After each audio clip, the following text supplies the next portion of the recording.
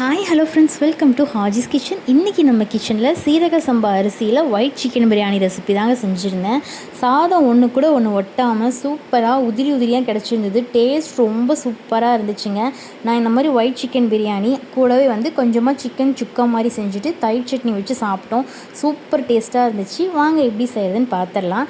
நான் இன்றைக்கி இதுக்காக 4 லெக் வாங்கி வச்சுருக்கேன். கூடவே அரை கப் தயிர், கொஞ்சமாக இஞ்சி பூண்டு பேஸ்ட்டு, ஆஃப் லெமன் எடுத்திருக்கேன். இது எல்லாத்தையும் ஆட் பண்ணி நல்லா மேரினேட் பண்ணி வச்சுக்கலாம். இதுக்கு தேவையான கொஞ்சமாக சால்ட் ஆட் பண்ணி நல்லா மிக்ஸ் பண்ணி ஆஃப் அன் ஹவர் கண்டிப்பாக மேரினேட் பண்ணி ஃப்ரிட்ஜில் வச்சுருங்க. அப்போ தான் பிரியாணி நல்லா டேஸ்ட் கொடுக்கும். ஸோ நான் அந்த மாதிரி எடுத்து நல்லா மேரினேட் பண்ணி வச்சுட்டேங்க ஃப்ரிட்ஜில். இப்போ நம்ம பிரியாணிக்கு மசாலா அரைக்க ஆரம்பிச்சிடலாம். ஒரு 100 கிராம் அளவு சின்ன வெங்காயம், இஞ்சி பூண்டு ரெண்டுமே சேர்த்து ஒரு 100 கிராம், 4 பட்டை, 8 கிராம்பு, 4 ஏலக்காய் எடுத்திருக்கேன். இதை மிக்ஸி ஜாருக்கு மாற்றி தண்ணியே ஆட் பண்ணாமல் நல்லா ஃபைன் பேஸ்ட்டாக அரைச்சிக்கோங்க. கரெக்டாக 100 கிராம் அளவு சின்ன வெங்காயம் போதுங்க. இஞ்சி பூண்டு ரெண்டுமே சேர்த்து 100 கிராம் வேணும். இஞ்சி 50, பூண்டு 50 எடுத்துக்கோங்க. இந்த அளவு பட்டை கிராம்பெல்லாம் ஆட் பண்ணி நல்லா திக்கான பேஸ்ட்டாக இந்த மாதிரி அரைச்சி எடுத்துகிட்டு வந்துடலாம். மீடியம் சைஸில் 2 பெரிய வெங்காயத்தை கட் பண்ணி வச்சுருக்கேன். கூடவே பார்த்திங்கன்னா கொஞ்சமாக புதினா, கொத்தமல்லி இலை எடுத்து வச்சுருக்கேன். ரெண்டுமே சேர்த்தா 1/4 கைப்பிடி தான் வரும். கூடவே 5 பச்சை மிளகாய், ஒரு ஆஃப் லெமன் எடுத்து வச்சுருக்கேன். தாளிப்புக்கு 2 பட்டை, 3 கிராம்பு, 3 ஏலக்காய் எடுத்து வச்சுருக்கேன்.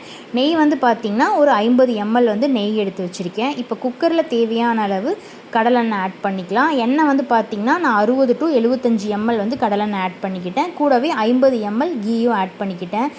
நெய் கண்டிப்பாக 50 ml ஆட் பண்ணிக்கோங்க. அப்போ தான் டேஸ்ட் ரொம்ப நல்லாயிருக்கும். ஸோ நெய்யும் ஆட் பண்ணிவிட்டு நல்லா சூடானதுக்கப்புறம் நம்ம எடுத்து வச்சுருக்க பட்டை, கிராம்பு, ஏலக்காய் 3ஐயும் ஆட் பண்ணிக்கலாம். இது நல்லா பொரிஞ்சதுக்கப்புறம் நம்ம எடுத்து வச்சுருக்க பெரிய வெங்காயம் ஆட் பண்ணி வெங்காயம் நல்லா கோல்டன் ப்ரௌன் ஆகிற வரைக்கும் ஃப்ரை பண்ணிக்கலாங்க. இந்த ஒயிட் பிரியாணிக்கு நம்ம தக்காளி, மிளகாய் தூள் எதுவுமே ஆட் பண்ணக்கூடாதுங்க. ஸோ அதனால தான் ஒயிட் பிரியாணின்னே பேர் வச்சுருக்காங்க. டேஸ்ட் பார்த்திங்கன்னா நம்ம பிரியாணி டேஸ்ட்டில் தான் இருக்கும். பிரியாணி விட சூப்பராக இருக்குன்னு கூட சொல்லலாம். ரொம்ப நல்லாயிருக்கும்.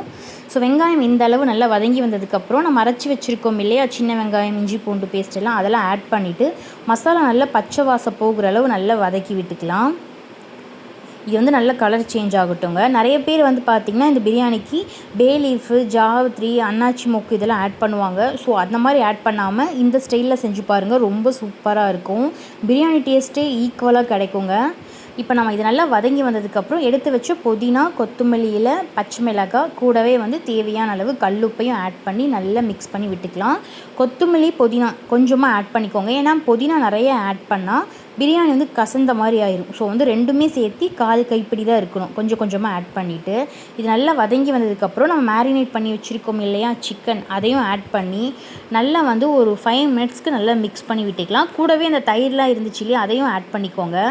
இந்த மாதிரி நல்லா கலந்து விட்டுட்டு ஒரு 5 to 10 நிமிஷம் விட்டுடலாம். இது நல்லா மசாலாலேயே ஊறட்டும். இந்த மாதிரி நல்லா ஒரு 5 நிமிஷம் நல்லா கலந்து விட்டதுக்கப்புறம் நம்ம தேவையான அளவு தண்ணி ஆட் பண்ணிக்கலாம். இந்த ஸ்டேஜில் பார்த்திங்கன்னா நம்ம அரிசி ஊற வச்சிடலாம். ஏன்னா சிக்கன் ஒரு 10 நிமிஷத்துலேயே வெந்துடும். ஸோ நான் இன்றைக்கி சீரக சம்பா அரிசி தான் எடுத்திருக்கேன். 1/2 கிலோ அளவு சீரக சம்பா அரிசி எடுத்திருக்கேன். நல்ல பழைய அரிசியாக இந்த மாதிரி பார்த்து எடுத்துக்கோங்க. இதை கழிஞ்சு ஊற வச்சுக்கலாம்.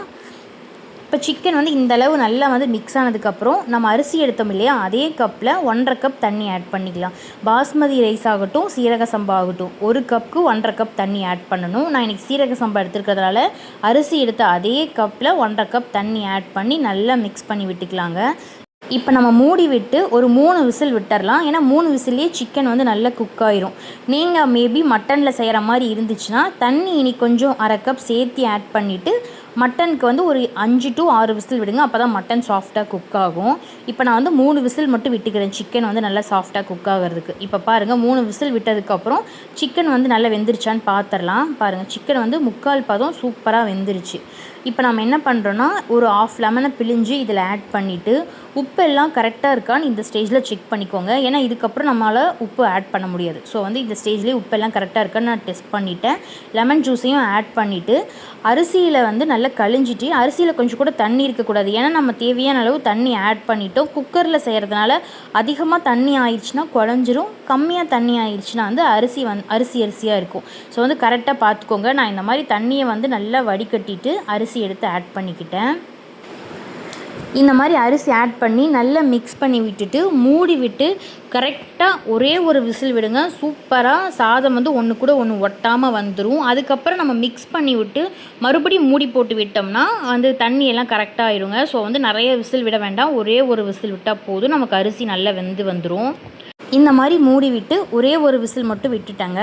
ஒரு விசில் விட்டதுக்கப்புறம் நம்ம என்ன பண்ணுறோன்னா ஓப்பன் பண்ணி பார்த்துட்டு நல்லா மிக்ஸ் பண்ணி விட்டுட்டு அப்படியே மூடி விட்டுறணும். கேஸ் ஸ்டவ் ஆஃப் பண்ணி மூடி விட்டுறணும். நமக்கு வந்து தண்ணிலாம் நல்லா இந்த மாதிரி சுண்டி வந்துடும். நான் ஆக்சுவலாக கேமரா ஆன் பண்ணி வீடியோ எடுத்தேங்க, பட் வீடியோ ரெக்கார்ட் ஆகலை. எனக்கு வந்து கேமரா ஓடுற மாதிரி மட்டும் காமிச்சிச்சு, பட் வீடியோ ரெக்கார்ட் ஆகலை, சாரி. ஸோ வந்து சூப்பராக ரெடி ஆயிடுச்சுங்க சிக்கன் ஒயிட் பிரியாணி. கொஞ்சம் கூட அரிசி ஒன்றோட ஒன்று ஒட்டாமல் சாதம் பூ மாதிரி ரெடி ஆயிருந்துச்சு. கண்டிப்பாக இதே மெத்தட் ட்ரை பண்ணி பாருங்கள், ரொம்ப டேஸ்ட்டாக இருந்துச்சுங்க. காரம்லாம் பெரிய அளவு இல்லை. ஸோ பெரியவங்கள்லேருந்து குழந்தைங்க வரைக்கும் விரும்பி சாப்பிடுவாங்க. இதே மெத்தடில் சீரக சம்பா அரிசியில் செய்யுங்க. ஏன்னா சீரக சம்பா அரிசி தான் பிரியாணிக்கு சூப்பரான டேஸ்ட் கொடுக்கும். ஸோ ட்ரை பண்ணிட்டு எப்படி இருக்குன்னு மறக்காமல் கமெண்ட் பண்ணுங்கள். இதுக்கு வந்து நான் சிக்கன் கிரேவி மாதிரி செஞ்சுருந்தேன். கிரேவின்னு சொல்லலாம், சுக்கானும் செய்யலாம். ரொம்ப சூப்பராக இருந்துச்சு. வாங்க அதை எப்படி செய்யுதுன்னு பார்க்கலாம். ஒரு 2 மீடியம் சைஸ் பெரிய வெங்காயத்தை கட் பண்ணி வச்சுக்கிட்டுங்க. 2 ஸ்பூன் இஞ்சி பூண்டு பேஸ்ட்டு, கூடவே மல்லித்தூள், மிளகாய்த்தூள், மிளகுத்தூள் 3 எடுத்துக்கிட்டேன். சிக்கன் வந்து ஒரு 1/2 கிலோ எடுத்திருக்கேன். இப்போ ஒரு கடாயில் தேவையான அளவு ஆயில் ஆட் பண்ணிவிட்டு ஆயில் நல்லா சூடானதுக்கப்புறம் பெரிய வெங்காயம் ஆட் பண்ணி நல்லா கோல்டன் ப்ரௌன் ஆகிற வரைக்கும் வதக்கிக்கலாம். இந்த சிக்கன் ரெசிபி ரொம்ப சிம்பிள் தான். நம்ம தயிர் சாதம், லெமன் ரைஸு, புளி சாதம் கூடலாம் வச்சு சாப்பிட சூப்பராக இருக்குங்க. கண்டிப்பாக ட்ரை பண்ணுங்கள். வெங்காயம் இந்த அளவு நல்லா வதங்கி வந்ததுக்கப்புறம் இஞ்சி பூண்டு பேஸ்ட் ஆட் பண்ணி நல்லா பச்சை வாசம் போகிற அளவு வதக்கிக்கலாம். இதுக்கு நம்ம தக்காளி, கொத்தமல்லி, கருவேப்பிலை எந்த மசாலாவுமே தேவையில்லை.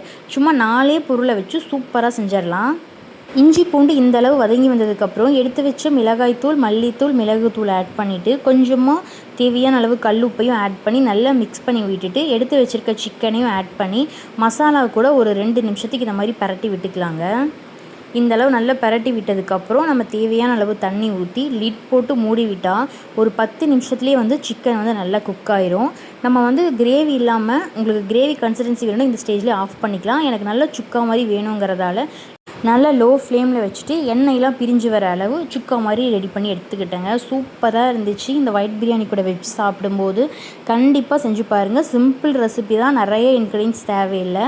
கூடவே வந்து தயிர் சட்னியும் ரெடி பண்ணிவிட்டேன். நான் இன்றைக்கி தயிர் சட்னியில் பெரிய அளவு குக்கும்பரு, கேரட்லாம் ஆட் பண்ணலை. இன்றைக்கி பச்சை மிளகாய், கொத்தமல்லி, பெரிய வெங்காயம், கெட்டியான தயிர் ஆட் பண்ணி தயிர் சட்னி சூப்பராக ரெடி பண்ணிட்டோம்.